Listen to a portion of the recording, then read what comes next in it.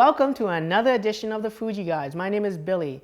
Today we're going to take a look at the top features of the Fujifilm X100T. I'm going to have Jerry show you some of the new features and how to operate it on this camera. So the first feature I'm going to show you today is the hybrid viewfinder. So being the third generation of this model, we've really improved the viewfinder on this one. Somehow the engineers have managed to put a neutral density filter in the viewfinder, and that basically would show you a full image preview in that viewfinder itself. So let me just set it up here so we can have it so the macro is on. There we go, turn off that macro mode, and that way we can really see. So you can actually see on the front of the camera here, you can actually see that little square in the bottom left-hand corner of the viewfinder there, and that's the little neutral density filter. And then in looking through the viewfinder itself, you can actually see that little viewfinder there as well. And what that's going to give you is going to give you an image display preview when you're shooting a manual mode. It'll also give you, color, black and white, film simulation, so it's really going to show that. And it's also going to give you the full manual focus as well. So when you're looking through there and you're in manual focus, you'll be able to actually manually focus through the viewfinder now in optical view mode, which is unique and new to this series of cameras in here.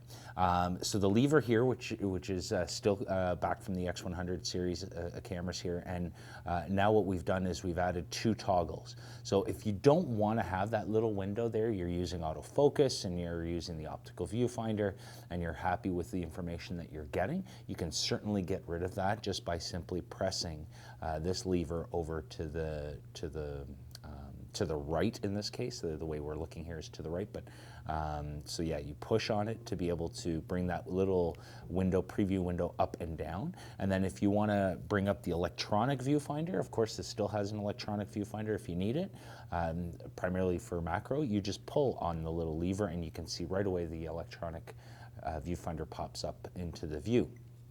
So that's how you bring up those that information there. Another improvement too now is with the manual focusing. When you're looking through now, it's going to be tough for me to be able to show you that in this particular through the viewfinder itself, but when you're actually using the viewfinder, so if I could go over to the viewfinder mode, when you're using the viewfinder in manual focus mode, there's a parallax box. If you remember the parallax box in the previous videos on the previous model, the parallax box would shift, but it would only shift after you've actually hit the shutter button halfway down, whether you're in manual focus or otherwise. This one will give you a real-time parallax shift as you're focusing the camera manually. So another improvement on the camera in this generation is the electronic shutter that we've added to as a feature to the camera. So this will actually get you up to 1/32 thousandths of a second on the electronic shutter. And the advantage there is that there's two advantages. One, if you want an absolutely dead silent camera, already the series of camera with the leaf shutter is pretty quiet, pretty silent. But having the ability to go with an electronic shutter allows you to go to an absolute quiet, absolutely no sound whatsoever coming from the camera.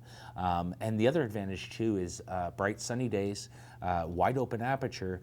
This is going to give you the opportunity to take those pictures without necessarily the need of an ND filter.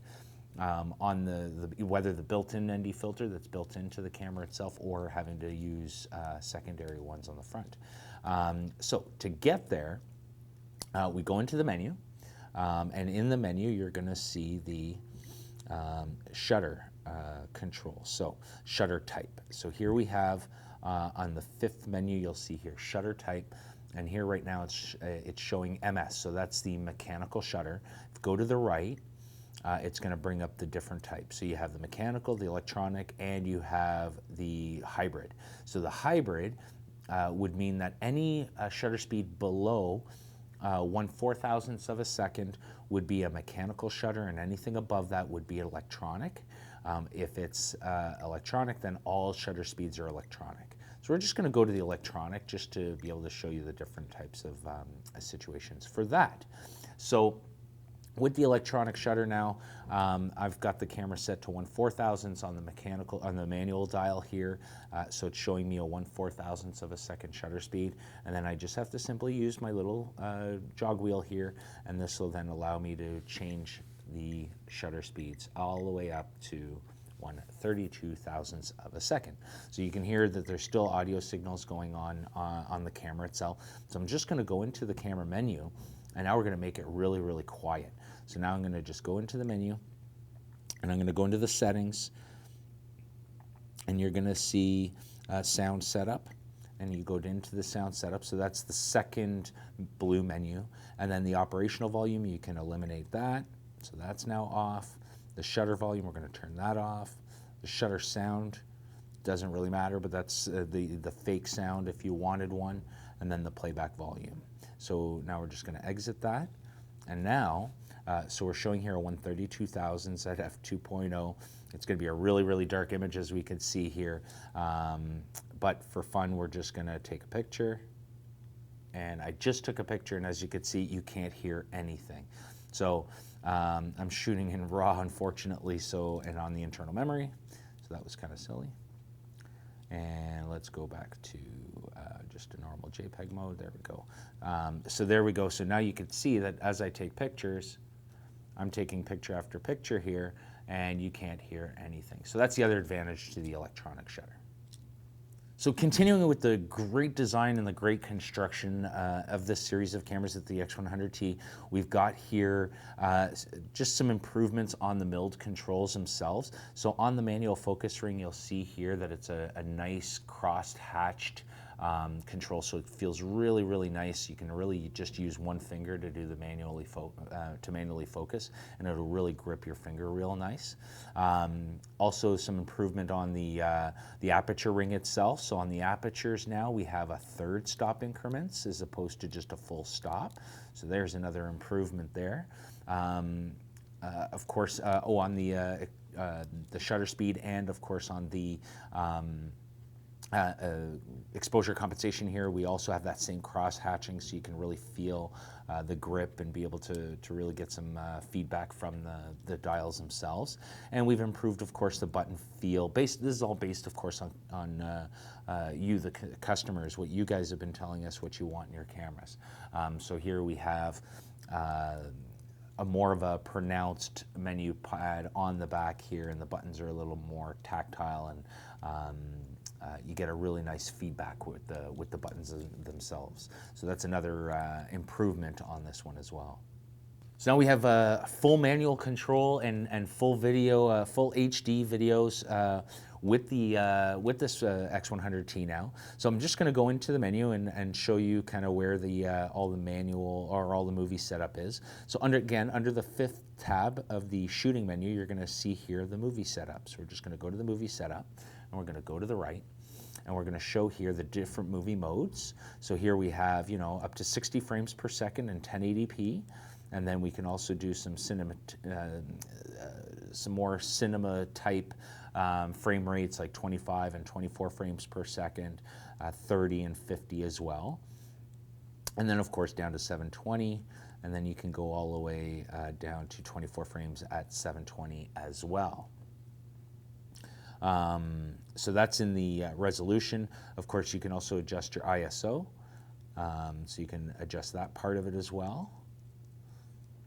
And your mic level adjustment, because there is a external mic, but there's also an internal mic, there's an internal mic, but there's also the ability to put an external mic. So on the side here, there's a 2.5 millimeter jack where you can just plug in the external mics, and that plug can also act as a remote cable as well. So if you already have a 2.5 millimeter style remote cable, it will trigger the camera as well, but for now we'll just leave it on the mic control. And of course, being that you have your shutter speeds here and your aperture right on the lens, that would be how you control your exposure on your video modes in full HD, of course. So Fujifilm, of course, we are a film, or at least film has been at the root of our business for quite some time and still is a big part of our business. But we've also put those old films that everybody liked to use and still do like to use in our digital cameras.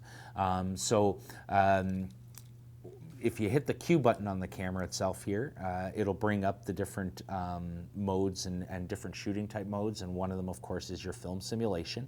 So standard, that's your standard type film.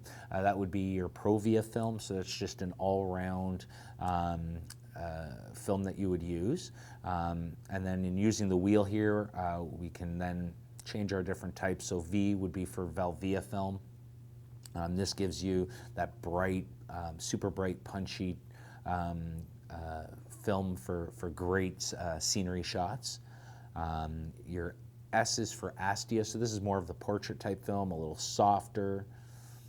And then your classic chrome. This is the new one, the classic chrome. This is a little more of a muted color and more of the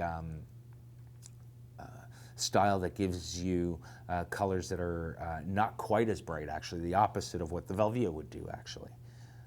Gives a really neat look. And then we have our Pro Neg High, our Pro Neg Standard, and then we do have black and white, and of course black and white with the different color filters, so yellow, red, and green. And of course sepia as well, as added there as well. So those are the different film simulations that you get as well with the new camera as well. A great addition to this camera was the Wi-Fi feature that the X100T and the X30 also have.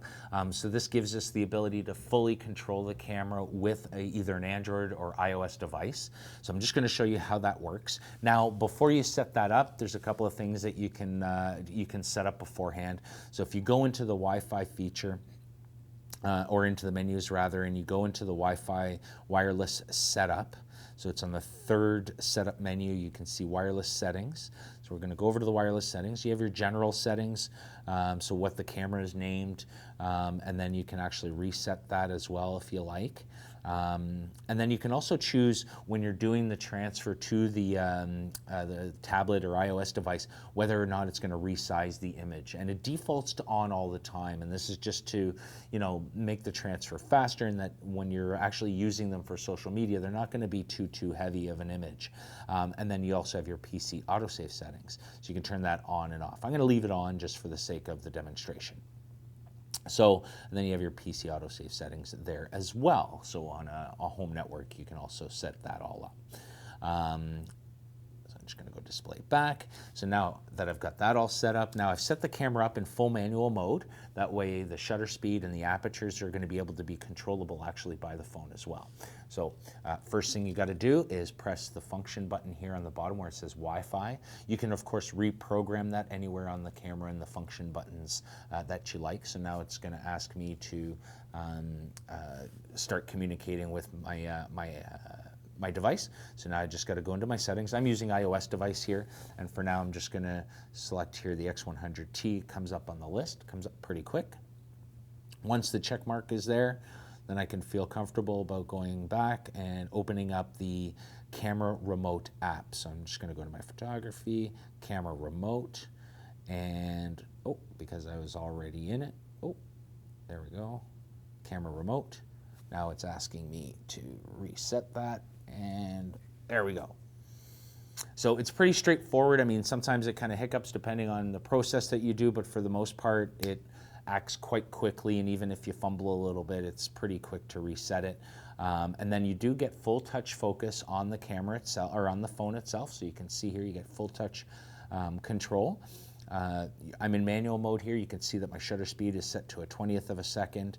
My ISO is really high at 3200 ISO, and I'm shooting at f2.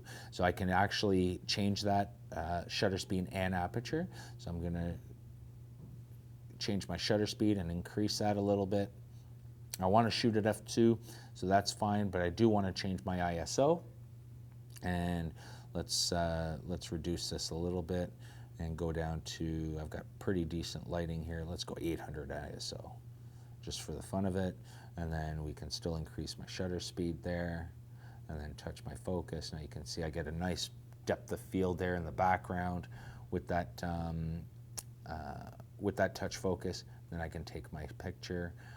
I can also go in and change my film simulation mode. So we were talking about film simulation. I can go to Vivid, and it'll give you a demonstration right on the front. So let's make it a little more obvious. Let's go to black and white so you can kind of see what's going on. So now I can actually see my black and white image right here on the screen. I can take another picture, and then I can actually review that picture by pressing the playback button. And in doing that, now I have, these are all the images that I just took that are on the card. And all I have to do is, if I want to zoom in and check the quality of the image, I just hit the little loop there, select the image, pinch and zoom, and I can see, okay, yeah, that's the card or the image I want, and then I can import it. You can also select the different check mark, like in those check boxes, you can select the different pictures. There we go. Select the different pictures, and then you can import all 3 pictures. And it's pretty quick. So all 3 pictures have been saved. So it's really, really quick. Now you can go in and use any editing software that you like, post it up on any social media site that you like, and have a whole lot of fun with the remote app as well. So there you have it. That's the Fujifilm X100T. There's some great features, and hopefully you learned how to enable some of those features on this camera. Don't forget to subscribe to our YouTube channel, as well as to follow us on Twitter. Until then, I'm Billy of the Fuji Guys.